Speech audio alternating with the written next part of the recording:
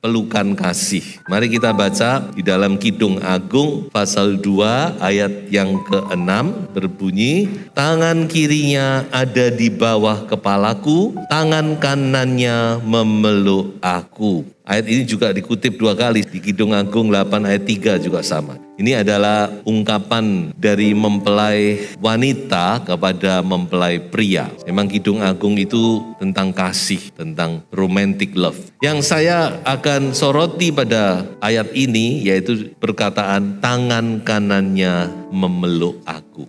Saudara-saudara, pelukan itu, kita sekarang bicara tentang hal yang suci ya. Jangan saudara kaitkan dengan nafsu, jangan ya. Pelukan kasih itu memang punya makna yang besar. Kalau orang susah itu dipeluk, itu dia mendapatkan ketenangan, penghiburan. Pelukan ini memang ada sesuatu. Saya pernah melihat di WA bagaimana ada orang itu memberikan pelukan gratis. Tapi bukan di sini ya, di barat ya. Di jalan dia bilang, ayo siapa yang ingin dipeluk? Ada orang yang ingin dipeluk. Jadi rupanya pelukan ini ada something, ada sesuatu. Dan kalau kita selidiki dalam ilmu kejiwaan, sama saudara. Makanya anak kecil itu harus sering dipeluk. Salah satu tugas orang tua itu memeluk anak. Jadi itu punya manfaat yang besar dalam pertumbuhan anak. Anak yang tidak pernah dipeluk itu jiwanya lain. Dia nggak punya rasa aman mungkin ya. Ya banyak, saya lihat di Google banyak pembahasan tuh ya. Salah satunya dikatakan sulit membangun hubungan dengan orang lain pada saat dia dewasa ya. Mengapa? Karena ia kurang mendapat kasih sayang. Dia tidak tahu arti kasih sayang itu. Mungkin dia akan menjadi orang yang keras. Jadi jangan diabaikan pelukan itu ya.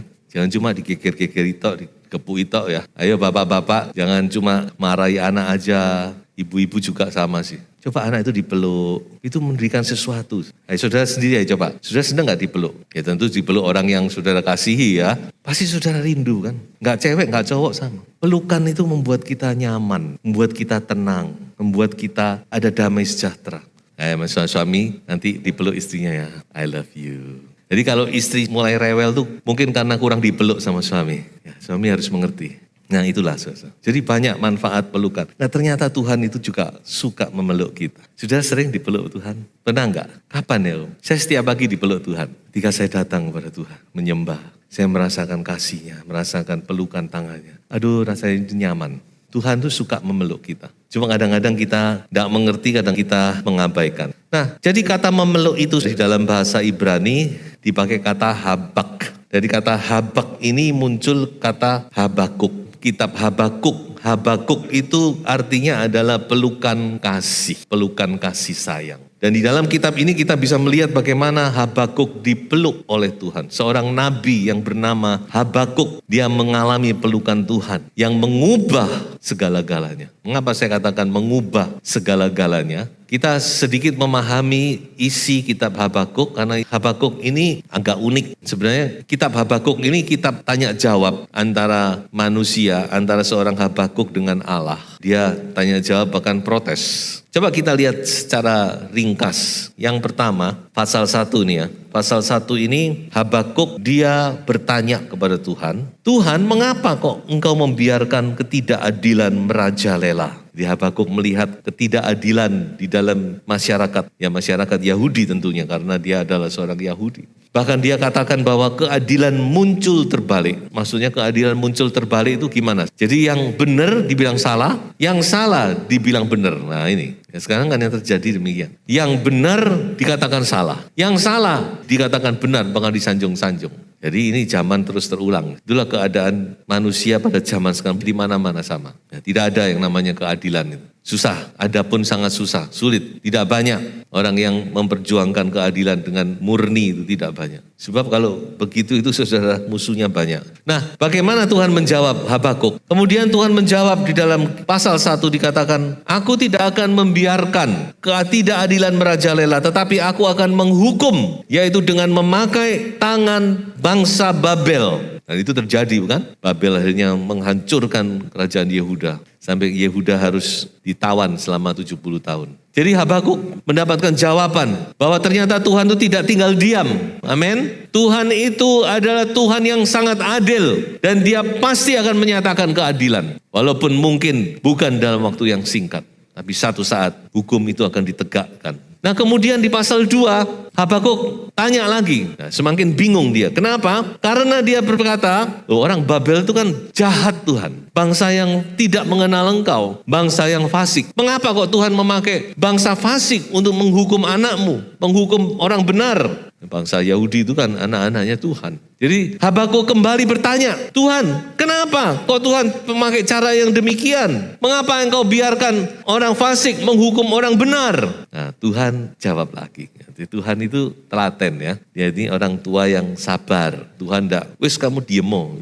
Cok ake ngomong ya, pokok nurut toh. Enggak. Tuhan itu sabar, dia memberikan penerangan. Dia berkata kepada Habakuk, menjawab lagi, dia katakan, oh enggak Habakuk, kamu tenang aja, tunggu aja. Nanti kamu akan lihat bahwa bangsa Babel juga akan kuhukum, akan kumusnahkan. Jadi kembali Habakuk mendapatkan jawaban, dan dengan jawaban itu dan dengan salah satu ayat yang terkenal sebenarnya di dalam Habakuk ada satu ayat yang dikutip oleh Rasul Paulus beberapa kali, yaitu dikatakan bahwa orang benar akan hidup oleh iman. Di dalam Habakuk pasal 1 ayat yang keempat, tetapi orang yang benar itu akan hidup oleh percayanya. Ini dikutip berapa kali oleh Rasul Paulus. Dan kemudian Habakuk tenang. Dan kita masuk ke pasal yang ketiga, Habakuk berdoa.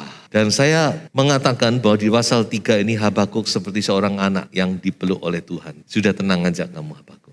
Nanti kamu akan melihat bagaimana aku berkarya. Tenang saja. Walaupun di sini tidak ada memang, tapi saya kaitkan dengan nama Habakuk dan saya melihat adanya perubahan yang sedemikian drastis antara pasal 1, 2 dan pasal 3. Saya dapat menggambarkan bahwa Habakuk benar-benar di dalam pelukan Tuhan. Tuhan memeluk Habakuk. Habakuk sudah tidak lagi, aku gak rewel Tuhan. Mengapa? Karena dipeluk sama Tuhan. Haleluya. Nah, sehingga kita bisa melihat di dalam kitab Habakuk ini terjadilah sebuah kontras. Yang pertama dikatakan Habakuk di dalam pasal 1 dan 2 ada wrestling with God. Wrestling itu bergumul, gulat. Tapi di dalam pasal 3 dikatakan Habakuk resting in God. Resting itu rest, istirahat. Belum anak itu dipeluk kan rewel terus ya toh. Kadang-kadang minta ini, minta itu, minta ini, coba dipeluk saja. Oh ya wis, tenang aja. Nanti dia akan tenang. Dia akan merasakan kedamaian. Kemudian dikatakan tadinya Habakuk worry, sekarang menjadi worship. Ini agak permainan kata, makanya saya tetap bahasa Inggrisnya tetap saya ambil karena ini permainan kata dalam bahasa Inggris. Worry itu apa? Khawatir.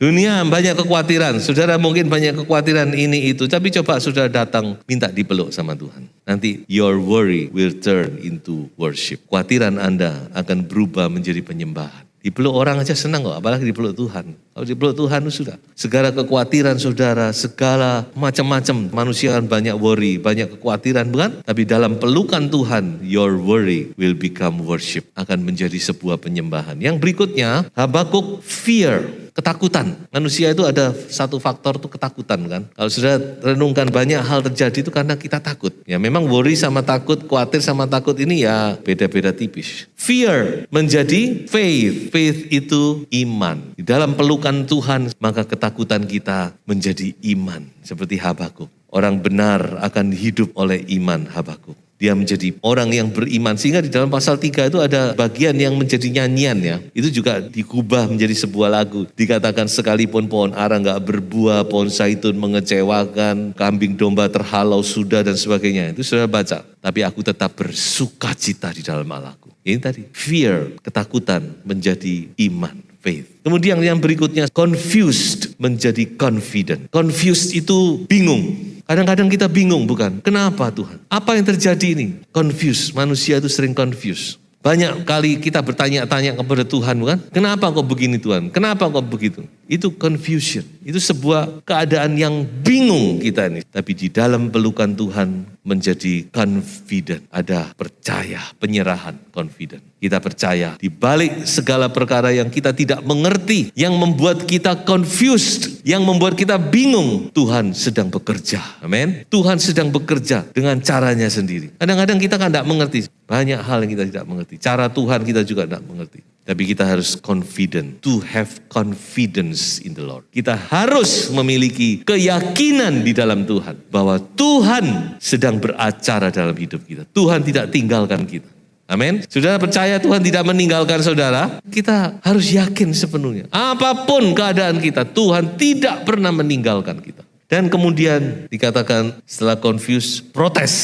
Protes menjadi peaceful. Manusia ini kadang sering protes itu. Kenapa kok sering protes? Kenapa anak itu sering protes? Anak-anak kadang-kadang bisa protes ya. Karena kurang diperhatikan, kurang mendapat kasih sayang. Sudah sibuk di sekolah, stres di sekolah, pulang sudah banyak stres, les ini mana les gitu. Orang tuanya datang, orang tuanya nggak memeluk anaknya, main HP. Ya celaka ini ya. Orang tua yang kurang memeluk anaknya, yang sukanya memeluk HP, mudah-mudahan sadar dan bertobat. Anaknya itu diperhatikan. Jangan perhatikan Instagram, macam-macam.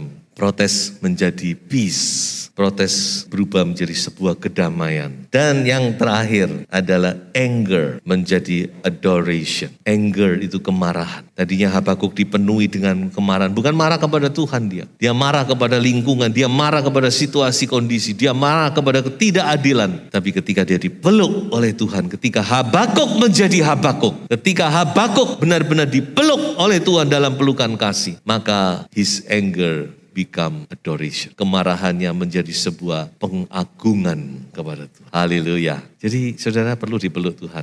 Siapa yang rindu dipeluk Tuhan? Kalau saudara benar-benar rindu, datang kepada Tuhan. Saya masih ingat dulu waktu anak saya masih kecil ya. Paling senang kalau saya datang terus anak saya, Tayosep, Nayoan dari jauh lihat, Papa. Mereka lari lalu jatuh ke dalam pelukan. Wah itu senang rasanya itu ya apa gitu. Tuhan juga, Tuhan mau, Tuhan membuka tangannya. Ayo siapa yang mau ku peluk datang. Coba saya bacakan beberapa ayat bagaimana Tuhan Yesus memeluk orang-orang yang datang. Tuhan juga sama ya. Di dalam Markus pasal 10 ayat 13 sampai 16. Lalu orang membawa anak-anak kecil kepada Yesus supaya ia menjamah mereka. Tujuannya cuma supaya dijamah. Akan tetapi murid-muridnya memarahi orang-orang itu. Nah, saudara mau jadi anak-anak kecil apa mau jadi murid-murid? Kalau jadi murid-murid ini tambah marah-marah. Kalau anak-anak kecil tambah dipeluk. Kalau murid-murid tambah menghalangi. Ayat 14, ketika Yesus melihat hal itu, ia marah dan berkata kepada mereka, biarkan anak-anak itu datang kepadaku. Jangan menghalang-halangi mereka. Sebab orang-orang yang seperti itulah yang empunya kerajaan Allah. Ayat 15, aku berkata kepadamu sesungguhnya barang siapa tidak menyambut kerajaan Allah seperti seorang anak kecil, ia tidak akan masuk ke dalamnya. Ayat 16, lalu ia memeluk anak-anak itu dan sambil meletakkan tangannya atas mereka, ia memberkati mereka. Jadi kalau mau datang, mau dipeluk sama Tuhan, sudah harus jadi anak. Jangan jadi orang besar, jangan jadi murid-murid yang rohani itu. Sudah harus datang seperti anak, datang kepada Tuhan. Tanggalkan segala kebanggaanmu, kehebatanmu. Anak itu kan tidak pernah sombong. Saudara. Kalau sudah sombong itu sudah bukan anak. Jadi anak itu tidak pernah menyombongkan diri, dia datang apa adanya. Dengan tulus, dia datang menyambut Yesus. Kalau saudara ingin dipeluk oleh Tuhan, tanggalkan segala-galanya. Datang apa adanya. Datang seperti seorang anak kecil kepada bapaknya. Tuhan akan menyambut dengan pelukan. Haleluya. Sudah ingin dipeluk Tuhan, Tuhan sedang membuka tangannya. Ayo siapa yang mau dipeluk datang kepadaku. Saya akan akhiri dengan sebuah ayat di dalam Mazmur. Ayat ini unik dan saya gambarkan ini sebuah gambaran tentang anak yang dipeluk oleh ibunya. Ayo kita baca bersama-sama. Sesungguhnya aku telah menenangkan dan mendiamkan jiwaku seperti anak yang disapih berbaring dekat ibunya. Ya, seperti anak yang disapih jiwaku dalam diriku. Haleluya, Tuhan Yesus baik. Haleluya.